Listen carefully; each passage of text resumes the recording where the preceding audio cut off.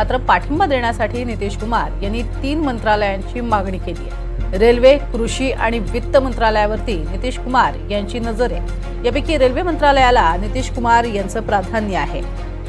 तसंच बिहारला विशेष राज्याचा दर्जा देण्याची मागणी सुद्धा नितीश कुमार यांनी केली आहे, अशी माहिती समोर येते। 4 खासदारांसाठी 1 मंत्रालयाचा फॉर्म्युला नितीश कुमार यांचा आहे। 12 खासदार हे जेडीयूचे आहेत, त्यामुळे त्यांना 3 मंत्रिपदं हवी आहेत। नितीश कुमार यांच्या मागण्या आता समोर आलेल्या आहेत। 4 खासदारांसाठी 1 मंत्रालयाचा फॉर्म्युला त्यांनी ठरवलेला आहे आणि त्यासाठी 3 मंत्रालयांची मागणी केलेली आहे। या मंत्रालयांमध्ये रेल्वे, कृषी आणि वित्त मंत्रालय यावरती त्यांची नजर असल्याचंही कळतंय।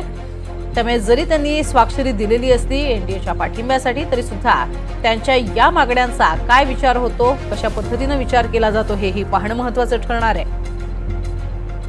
नितीश कुमार यांची आतापर्यंतची ऐतिहासिक आपण पार्श्वभूमी पाहिली तर मात्र राजकीय पार्श्वभूमी ही प्रचंड वेगळ्या प्रमाणात आहे। अधिक माहिती घेऊयात। रौनक कुकडे आमचे प्रतिनिधी आपल्या सोबत आहेत। रौनक, नितीश कुमार यांची ही मागणी खरं तर समोर येतेय, कशा स्वरूपाचा प्रतिसाद हा भाजपकडनं मिळू शकतो, काही माहिती मिळू शकली आहे का? प्रज्ञाला, आपल्याला माहिती आहे की चंद्रबाबू नायडू यांनी देखील काल जी सूत्रांच्या वतीनं माहिती उपलब्ध झाली आहे अशाच स्वरूपाची मागणी बीजेपीकडे केलेली आहे की 3 खासदार मागे 1 मंत्रिपद त्यांना हवं आहे। आणि दुसरं, चंद्रबाबू नायडू यांनी लोकसभा अध्यक्ष पदावर देखील आपला दावा केलेला आहे।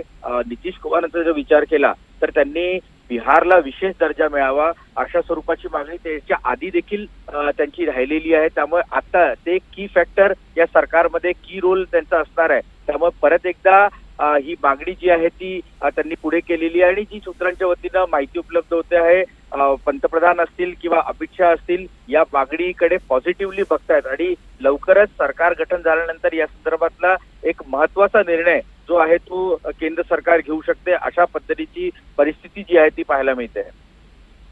नक्कीच नक्कीच धन्यवाद या संपूर्ण माहितीसाठी रौनक। तर नितीश कुमार यांनी केलेल्या या मागण्या आहेत, त्यामुळे नितीश बाबू आता या मागण्यांवरती कशा पद्धतीने ठाम राहतात, त्या मागण्यांची पूर्तता कशी होते हे पाहणं महत्त्वाचं ठरणार आहे, कारण किंग मेकर या भूमिकेमध्ये सध्या नितीश कुमार आहेत।